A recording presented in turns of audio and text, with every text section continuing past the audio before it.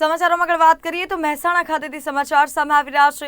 મહેસાણા ખાતે ચોરીનો બનાવ બન્યો છે। વડનગર તાલુકાના વલાસણા ગામનો આ મામલો છે। ધોળે દિવસે બંધ મકાનમાં ચોરી થઈ છે। ગાંધીનગર રહેતા મકાન માલિકના મકાનમાં ચોરી થઈ છે। મુખ્ય દરવાજાનું તાળું તોડીને તસ્કરોએ ચોરી કરી છે। તો સોના ચાંદી અને રોકડની તિજોરીમાંથી ચોરીનો બનાવ સામે આવ્યો છે। કુલ રૂપિયા 14.5 લાખના મુદ્દામાલની ચોરી થઈ છે।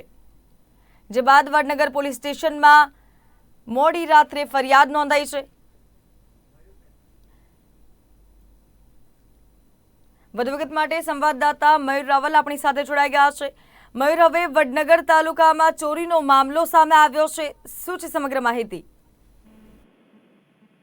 ગાંધીનગરના સેક્ટર 24 રહેતા કરણસિંહ રાઠોડનું જે વતન જે ગામ જે છે વલાસણા ગામ, અને તેમના એ ગામમાં તેમના મકાનમાંથી તસ્કરોએ ધોળે દિવસે એટલે કે બપોરના 12 થી સાંજના 5:45 વાગ્યા દરમિયાન જે છે એ મકાનનો તાળું તોડી અને મકાનની અંદર જે તિજોરી રહી હતી તિજોરી તોડી અને ત્યારબાદ તિજોરીનું જે લોકર હતું તે પણ તોડ્યું।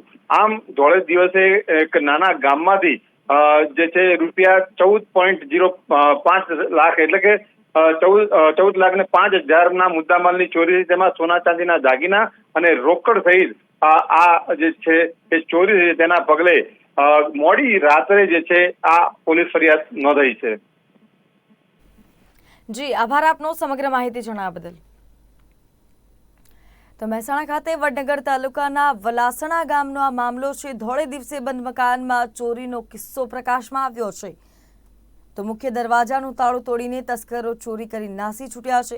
સોના ચાંદીના અને દાગીના સહિત રોકડની તિજોરીમાંથી ચોરી થઈ છે। તો કુલ રૂપિયા 14.5 લાખના મુદ્દામાલની ચોરીનો મામલો સામે આવ્યો છે।